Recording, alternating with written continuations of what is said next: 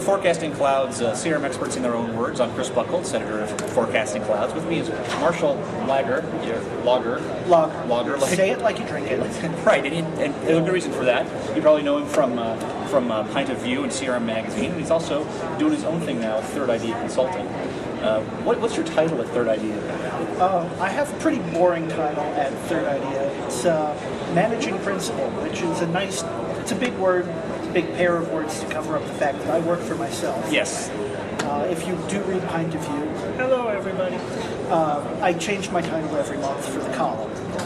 I get a lot of fun out of that, a lot of personal joy. Just like I get a lot of fun out of coming to these conferences. I really enjoy CRM Evolution. It has really grown over the past few years. I'm glad to have worked for the magazine that it's built around. Now I'm glad to just, heckle them whenever I can. Right. Is there anything that at this show that's standing out for you in terms of the tracks or in terms of what people are talking about that are exciting them about what's going on in CRM at this moment? Oh, Chris, there are a few things that are interesting to me. Thing number one, and this is a little nuts and boltsy, but they've changed the structure of the conference. It used to be sales, marketing, customer service, and if there was a track D, that was probably vendor track. It was very standard, old school CRM, and attendance was fair. Now they've changed it to a traditional CRM track, a social CRM track, which is the one that I'm most interested in as a social CRM analyst and consultant, and an implementation track, which I think is really a smarter way to go. You have your CRM 101, because there are still people who don't do it right.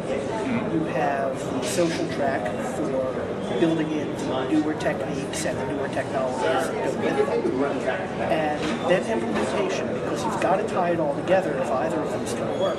Yeah, it makes perfect sense because not everybody's at the same point on this journey towards having effective CRM. And there's plenty of room for people to learn on the way. And frankly, the conferences for people that know it all aren't worth going to in the first place.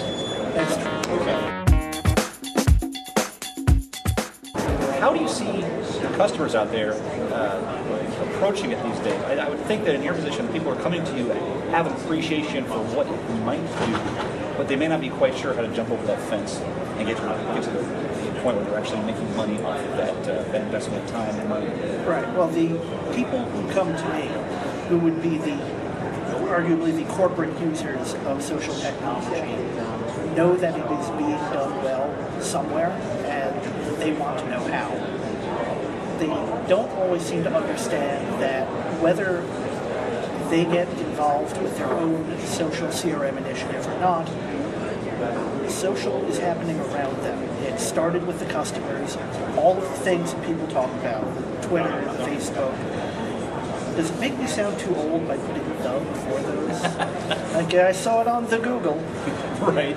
But the various social media that customers are using, it started with them. They were not created to make money for their users. And the conversations are happening, whether the CRM vendors or the consumer goods vendors or the healthcare vendors whether they stick their nose into it or not. Yeah. What I would counsel them is they need to learn to get a handle on that part first. It has been said by wiser people than myself, probably by you, Chris, that the first thing you do if you want to have a presence in social media is listen. Yeah. And what I've been seeing is that there are a lot of platforms coming out now that are based around listening first and then engaging. I don't want to share names because none of them are clients and I want them to pay me for my time. We'll just flash a slide at this point. It shows all the people Marshall wants to have paid. Sorry, go ahead. But there are a number of them out there that are approaching that. And it's being driven, I think, by more powerful analytics.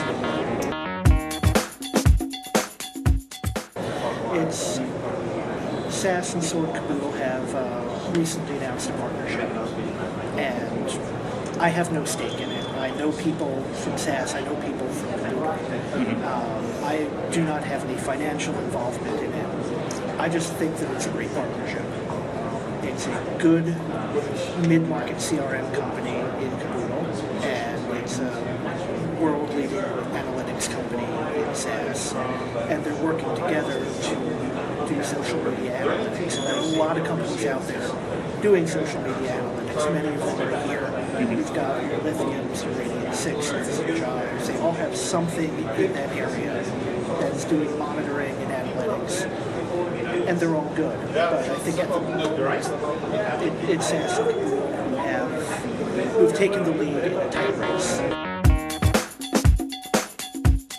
Actually, this might be a good time for me to pitch a panel that I'm going to be moderating on Wednesday morning here at CRM Evolution 2010 at the Marriott Marquis in Times Square in New York City. And he doesn't even work for the magazine anymore. That's the sick part about it. Well, they love me. They know that I'll give them free press, or I'll get free press from them.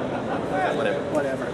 I'm going to be moderating a panel on trends in social media tools, social CRM tools, and where the industry is now, where it is going, and I'm going to have some industry leaders in there, and I'm probably going to have a lot of really smart fellow analysts and journalists heckling me in the back of the room. Definitely. So I invite you and anyone else to come on by. Well, Marshall, it's always good catching up with you. I hope we can do this again sometime at another show, and you can sort of help us mark the milestones along the way from where we are now to where we're going to be with social media and social CRM, and how companies are actually figuring out how to make money off of it. I would love to do that, Chris. Thanks for talking to me. Hey, my pleasure. This has been Marshall Lager with us on Forecasting Clouds, CRM experts in their own words. Thanks for joining us.